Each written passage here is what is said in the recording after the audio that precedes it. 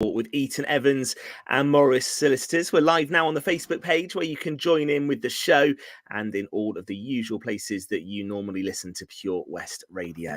And we're back at full strength tonight with Fraser Watson and Gordon Thomas in the studio. And we'll be joined this evening by Tom Davis, who will be with us to preview next month's Aled Davis Memorial Cricket Match, which returns for its third edition. And we've supported it right from the start. So looking forward to chatting to Tom a bit later.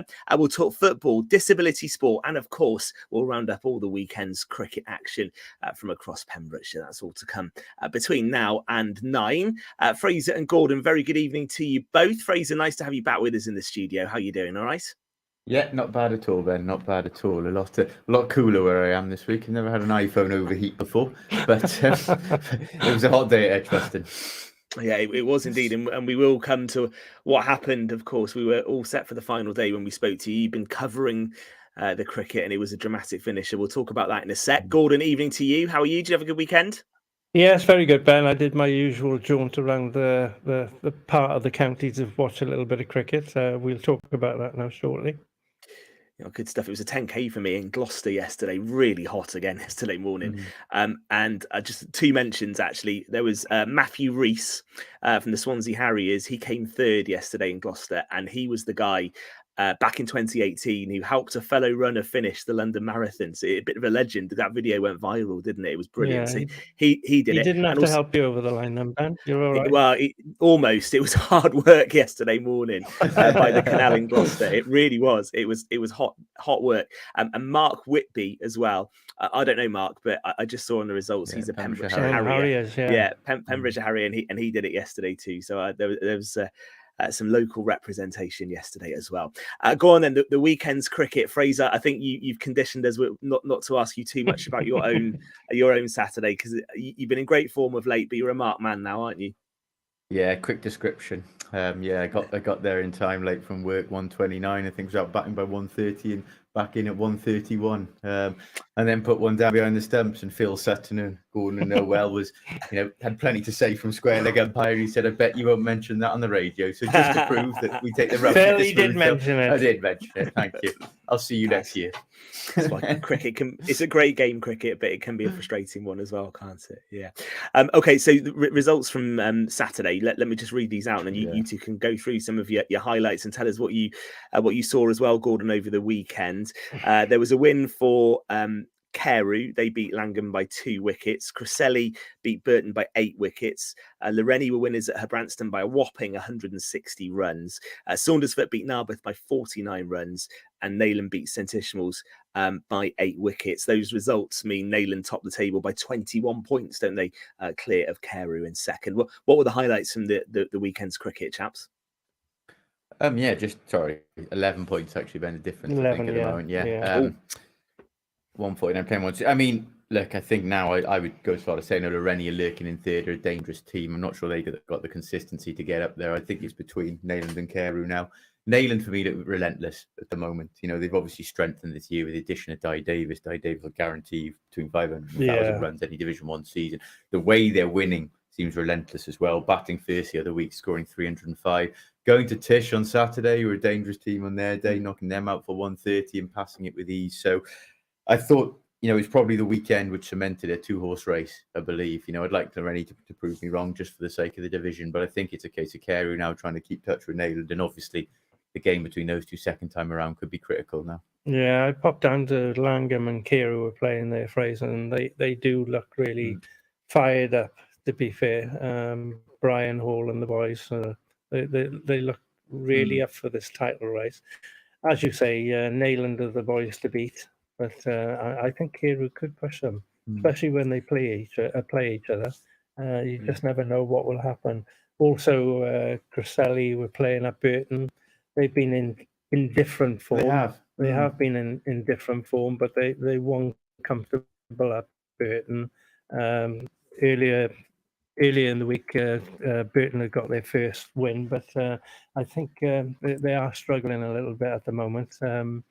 But Cresselly will be delighted to have picked up a win, because they've got a lot of talent in their side. They just haven't blossomed as yet. It this seems a season. young side as well. You've got Charlie Arthur, excellent player, still a teenager. Josh Lewis, the same. I think he flitted back and forth in the first and second. Yeah. I think it could be a case of a slight reset there. Yeah, definitely. I mean, young Callum James as well. Yeah, that's right. He's only 14, Ben, and wow, he's bowling really, really well. You know, for play a 14-year-old kid playing in Division 1 cricket in Pembrokeshire, that's no mean achievement. And Charlie Arthur, as Fraser just mentioned, is only 16 as well. So, I think they're building for the future as well. I think on current form, I think July the 8th could be crucial. You look at the games this week, I'm just checking here. I think Carew have got Narberth, who have been struggling, and Neyland at home to a Branston, who are in the bottom two. I don't expect any slip-ups there. Carew then play Neyland in Carew on July the 8th. So in 2 weeks, I think we could have a much clearer picture of how things are going to go. Definitely.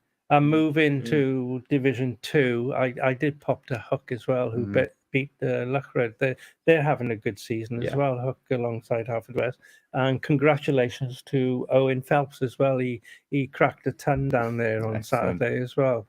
The Phelps family were involved in both the games, heavily involved, Dad and his sons. And Hook are up there vying for a position, promotion position.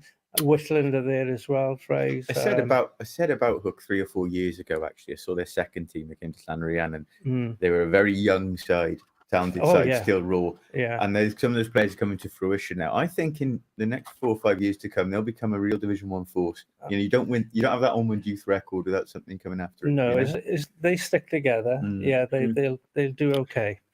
Yeah, it's a tight table in Division 2 as well, isn't it? Haverfordwest top by only 2 points from Hook, who are second on 153, and Whitland 147. So that's definitely one to follow as we enter the final part of the season. We're well into the second half now of the season. It's flown by as we get ready to head into July. So it's going to be an interesting finish there, and I know we'll keep an eye on that. Let's just stick with cricket for a second. Interested to get some views. Fraser, you joined us, as we said at the start last week, having been at Edgbaston. We all called it, didn't we, last week on the show? We all said England would win, and arguably they should have. And I think there was things as we went into that final day. I think England left so many runs in that game, Fraser, didn't they? And with the declaration, but then with the way they batted second innings, there were runs left out there again. Yes, certainly. But I think, having said all that, it came down to two tail enders. Well, if you can call Pat Cummins, that's probably a bit disrespectful. Yeah. Nathan Lyon certainly needing 53, I think it was, to get over the line on fifth day pitch. They still had the game then, I thought, in the palm of their hands. And I think they lost their way with their bowling plans a little. As much as James Anderson had been indifferent when you had the new ball, I think to thrown into him at the death, we would have caused problems, if nothing else. So I think they probably got it wrong bowling at the tail enders. There's multiple things you can look back on. You're right about there'll be the declaration, the missed chances, a couple of wickets thrown away. They should have been in a better position on that final day, and yet they still had the chances to come through. But it has to be said, it was 5 days of gripping cricket, and it was 5 days that we're still debating. It's a divisive style, but it's one which has your intent of hooks, and it's one which prompts a lot of debate. And Test cricket is watchable. It's one I've been crying out for years, Fraser. You know that. Yeah. I mean, you wouldn't have had a fifth day. I mean, Stokes. I mean, I love his attitude. Yeah. He's going out there to win a Test match. The declaration, you could argue, was a little bit early, but he was prepared to gamble to try and get England over the line. Unfortunately, it didn't happen, and I don't think he changed his mindset in the second Test, to be honest with you. So we're in for a cracker as well in the second Test. I think he might be a bit careful when he declares. To be honest, I actually didn't think the declaration in the end was the reason England didn't win that. Yeah, it moved the game along. I agree with you. The reason I think England didn't win that was part because of the bowling, as Fraser said, but also part of the way they batted second innings. I didn't think England batted brilliantly second innings. However you play, whether it's Australia ball or not, for their bowling as well, mate. Well, you do, but you look at Harry Brook. They are the best team in the world, so we can't be too disrespectful to the Aussies. They are. They know what they're doing.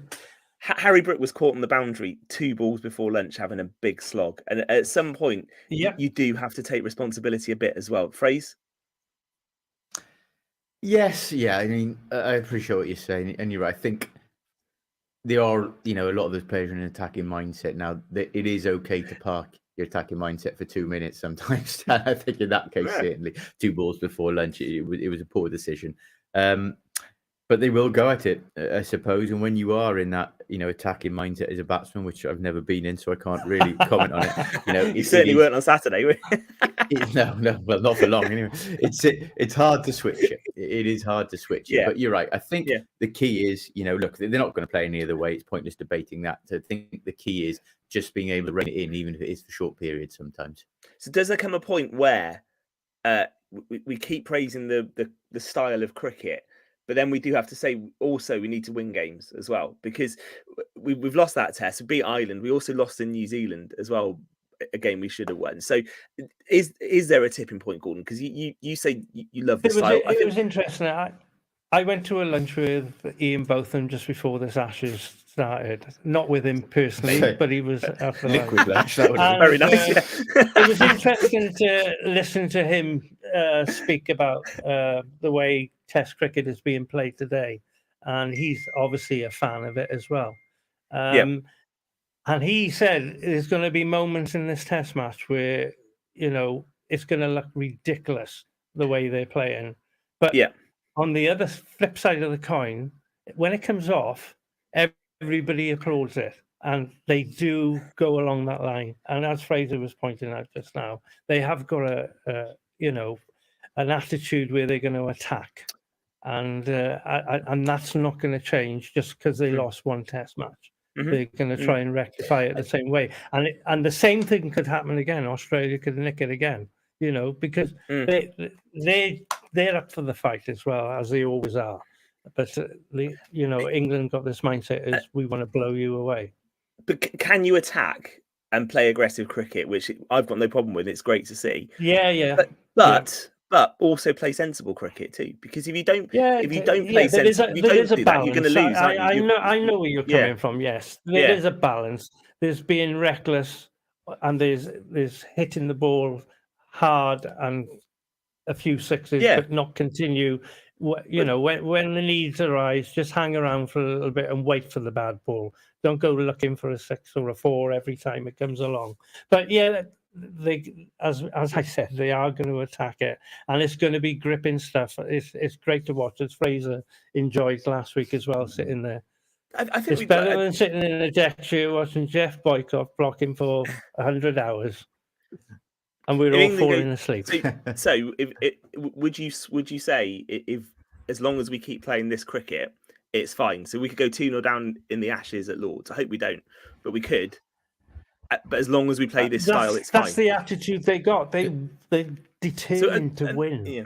Australia have lost once at Lords in 90 years. There you go. That's the record you're up against. Yeah. It's an incredible record, isn't it? And I actually didn't realise that their record was quite as good as that at Lords until earlier today. So is the answer yes? We keep playing this way, and if we lose, it doesn't matter. I think they have to keep playing this way now. I'm not saying you can't park it to the side for a short period. They will have to go out in that mindset because it's impossible. It's impossible when you've been in that single mindset for so long. They have, haven't they, for a while now. Away. I think you're right. The key is maybe to park it at times, but we'll see how these next 5 days go and judge. I will say, and it'll be interesting to see what we're saying after the second Test match. I will say it's looking a very green surface. I look today at Lords right now. Which suggests movement and swing and what have you. There's a bit of cloud and rain about. So I don't think we'll get the batting paradise that necessary Edgbaston was over the first 2-3 days. And do you think we bounce back with a win at Lords? It's going to be tough, isn't it? It's going to be tough. Of course it is. Yeah, bowling conditions. Australia got the best seam attack in the world, haven't they? And the worry is Labuschagne. It will be difficult, but we've got to be confident.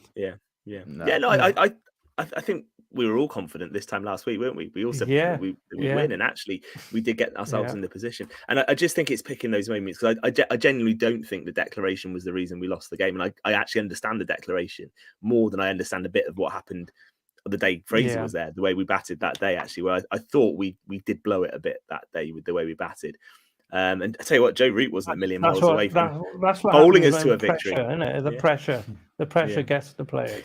That's right. Okay, listen, we're going to stick with fast scoring cricket because we're going to talk about the Aled Davis Memorial 100, which is back for its 3rd edition. Tom Davis is going to join us, big friend of the show. We first spoke to Tom when he launched the event. It was the first time 100 cricket had been played in Pembrokeshire back in 2021. So looking forward to talking to him in a few moments. We will do football before 9 because I want to talk about the new Swansea manager and his appointment and what that might mean for a couple of Pembrokeshire lads at Swansea, Joe Allen and Liam Cullen, and news from Haverfordwest County as well, because they were in action at the weekend ahead of a trip to North Macedonia, and some brilliant news from the world of disability sport to come as well. So we will take a moment. We'll be back for part 2 with Tom joining us next on Pure West Radio this Monday evening.